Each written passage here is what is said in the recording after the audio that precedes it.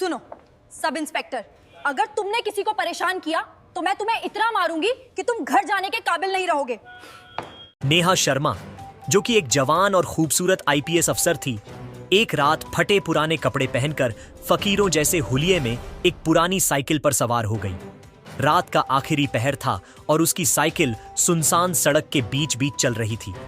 उसी सड़क पर कुछ पुलिस वाले नाका लगाए खड़े थे और जब एक कांस्टेबल ने साइकिल पर सवार नेहा शर्मा को अपनी तरफ आते देखा तो दूसरे कांस्टेबल से बोला, लगता है कोई फकीरनी आ रही है। नेहा शर्मा अब उनके बिल्कुल पास पहुंच चुकी थी और जैसे ही वह पुलिस वालों के आगे से गुजरने लगी, पुलिस वाले उसकी खूबसूरती को देखकर मदहोश हो गए। तभी एक कांस्टेबल ने सड़क के बीच आकर उसका रास्ता रोक लिया और उसे पागलों की तरह देखने लगा। इतने में जीप में बैठे इंस्पेक्टर की नजर जब नेहा शर्मा पर पड़ी तो वह फौरन गाड़ी से उतर के आया और उसे ऊपर से नीचे तक घूरने लगा। कौन हो तुम और इस वक्त कहां से आ रही हो? नेहा शर्मा बोली, साहब फकीर हूं, मांगने के बाद घर जा रही थी। अब इंस्पेक्टर आहिस्ता आहिस्ता उसके करीब आया और उसकी कमर पर हाथ फेरते हुए बोला, एक फकीरनी और इतनी सुंदर, यह कैसे मुमकिन है? यह सुनकर इंस्पेक्टर और बाकी पुलिस वाले जोर जोर से हंसने लगे। रात पूरी तरह से काली हो चुकी थी। नेहा शर्मा की सांसें तेज और दिल धक धक करने लगा। तभी इंस्पेक्टर ने जेब से 1000 का नोट निकाला और नेहा शर्मा की तरफ बढ़ाते हुए कहा, 1000 देता हूं, चलो मेरे साथ। यह सुनकर नेहा शर्मा दंग रह गई। इंस्पेक्टर ने अचानक नेहा शर्मा का हाथ पकड़ के उसे साइकिल से नीचे उतार लिया और अपनी गाड़ी की तरफ ले गया। उससे पहले नेहा शर्मा कुछ पूछ पाती, इंस्पेक्टर बोला, गाड़ी में बैठो, फिर मैं तुम्हें बताता हूं। नेहा शर्मा डरते डरते गाड़ी के अंदर दाखिल हो गई।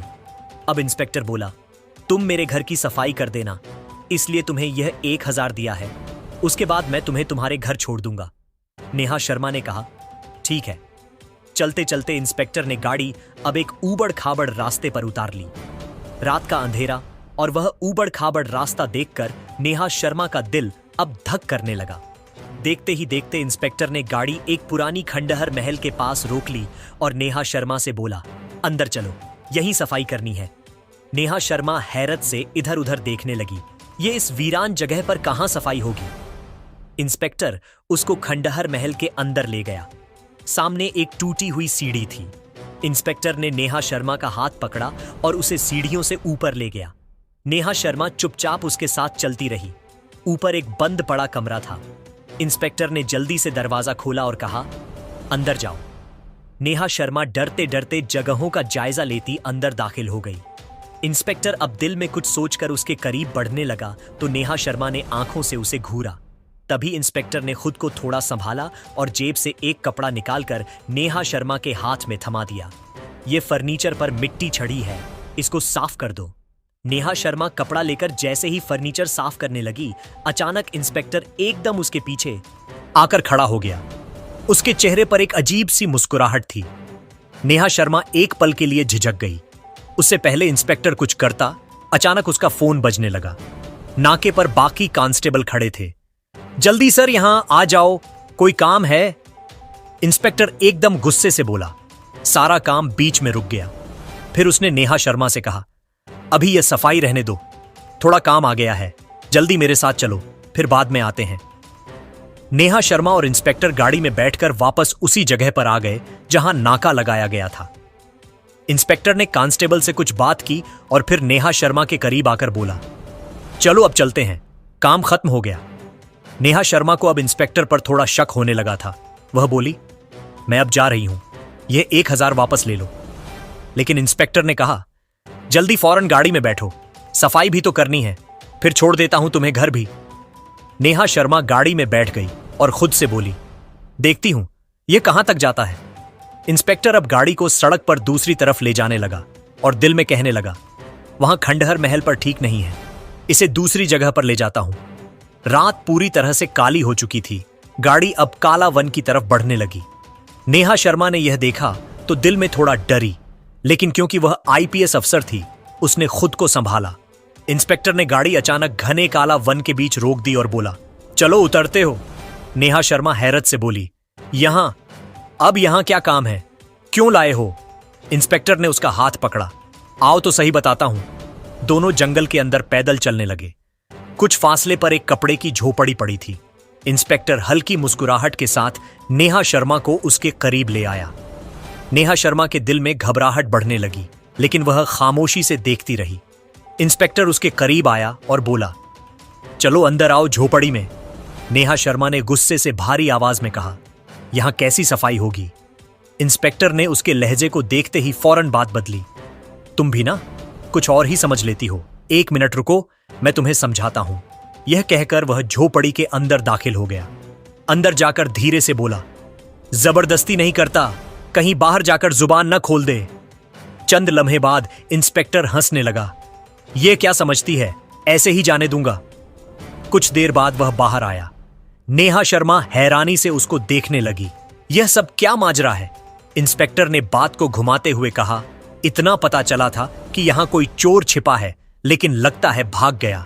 अब इंस्पेक्टर नेहा शर्मा के पास आया और बोला, 1 मिनट यहीं रुको, हिलना नहीं, मैं अभी आता हूं।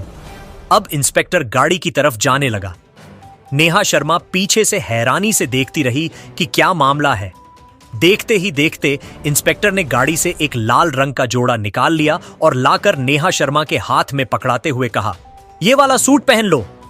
नेहा शर्मा हक्की बक्की रह गई कि इस घने जंगल के बीचों बीच यह कपड़े बदलने को क्यों कह रहा है। इससे पहले कि वह इंस्पेक्टर से कुछ पूछ पाती, इंस्पेक्टर ने उसकी आंखों में सीधी नजर डालते हुए मासूम से अंदाज में कहा, वो तुम्हारे कपड़े काफी पुराने हो गए हैं ना, झोपड़ी में जाकर ये पहन लो। नेहा शर्मा को कुछ ठीक नहीं लगा, लेकिन फिर भी उसने वह कपड़े लिए और झोपड़ी के अंदर चली गई। कुछ पल बाद जब वह एक लाल रंग के जोड़े में बाहर निकली तो वह बेहद सुंदर लग रही थी। इंस्पेक्टर ने जब उसकी तरफ देखा तो एकदम जैसे अपना होश खो बैठा और दीवानों की तरह उसकी तरफ आने लगा। जैसे ही वह उसके बिल्कुल करीब पहुंचा, नेहा शर्मा ने अचानक खांसी की। इंस्पेक्टर वहीं रुक गया। रात पूरी तरह से काली हो चुकी थी और जब नेहा शर्मा को इस घने जंगल के बीच यह सब ठीक न लगा तो वह फौरन वहां से चलने लगी और गाड़ी के पास आकर खड़ी हो गई।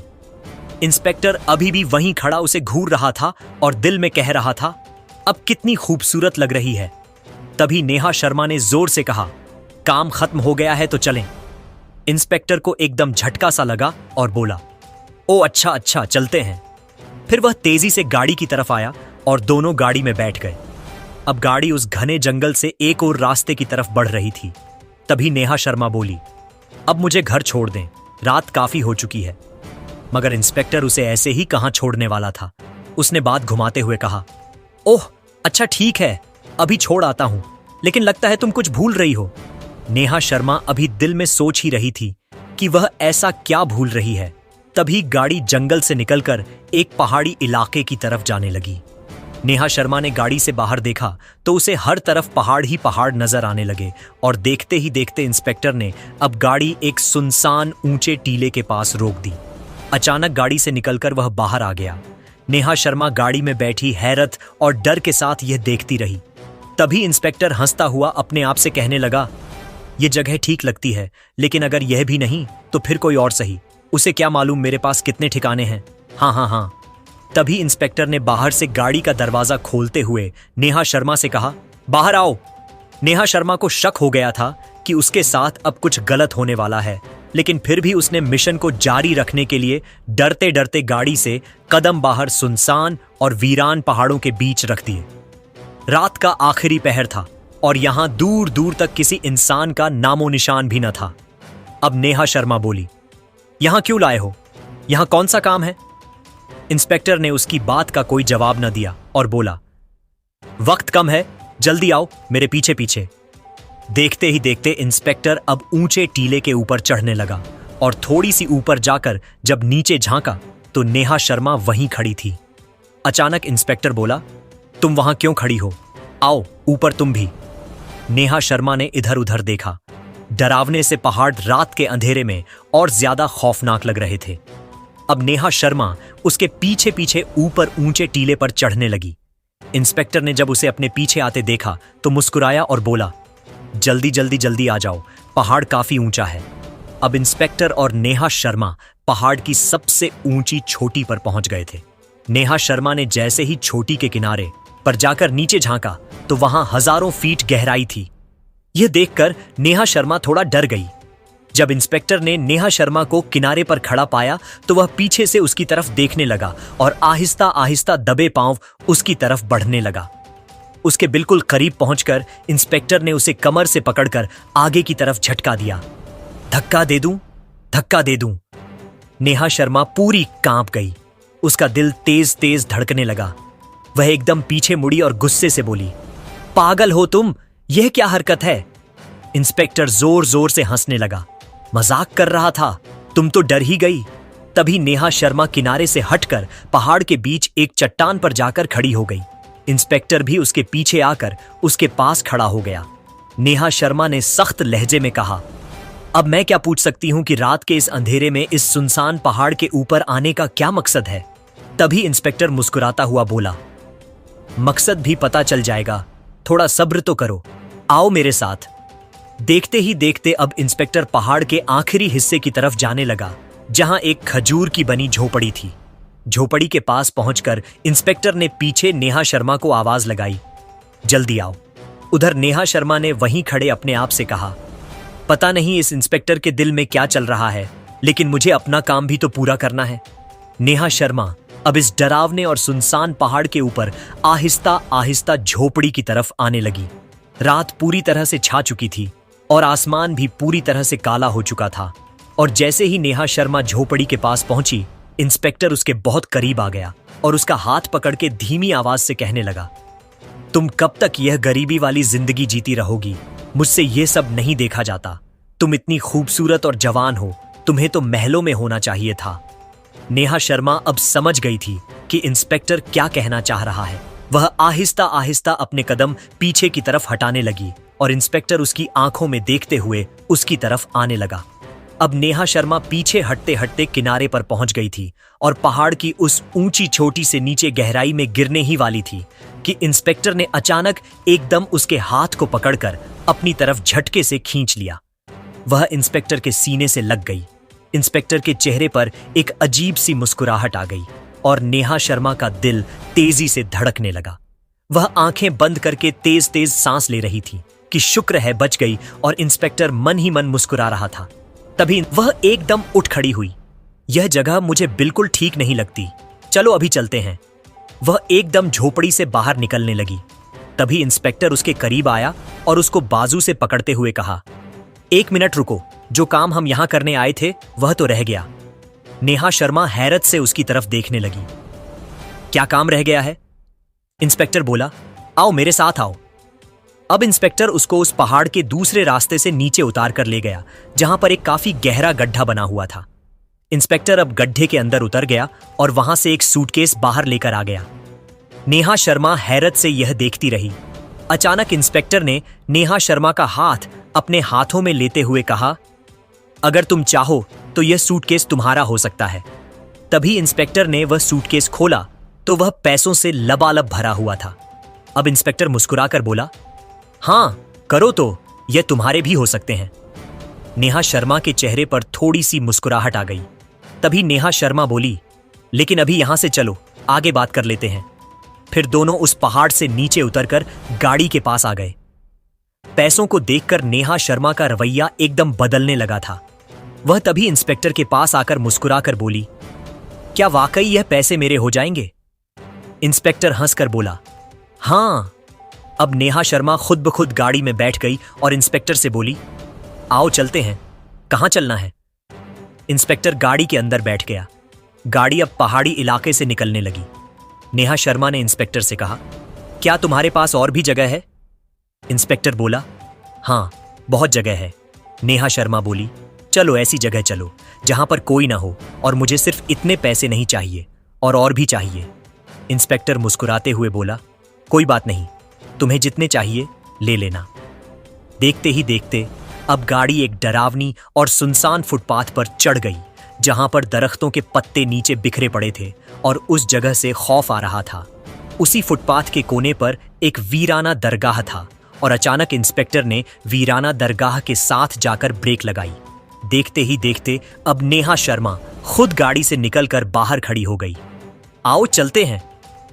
इंस्पेक्टर गाड़ी से उतरकर नेहा शर्मा के पास आया और बोला, वाह क्या बात है, तुम्हें इस जगह से डर नहीं लग रहा?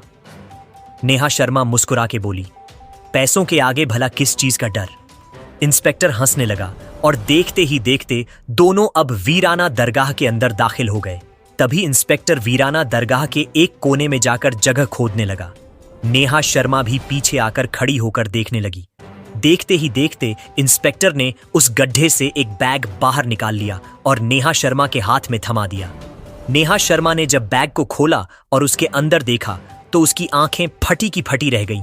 यह बैग पैसों से लबालब भरा हुआ था। नेहा शर्मा फूली नहीं समा रही थी। तभी वह इंस्पेक्टर के थोड़ा करीब आकर धीमे लहजे में बोली, क्या ये भी मेरे होंगे? इंस्पेक्टर ने गर्दन हिलाकर कहा, बस तुम मेरी बात मानो, ये तो कुछ भी नहीं है।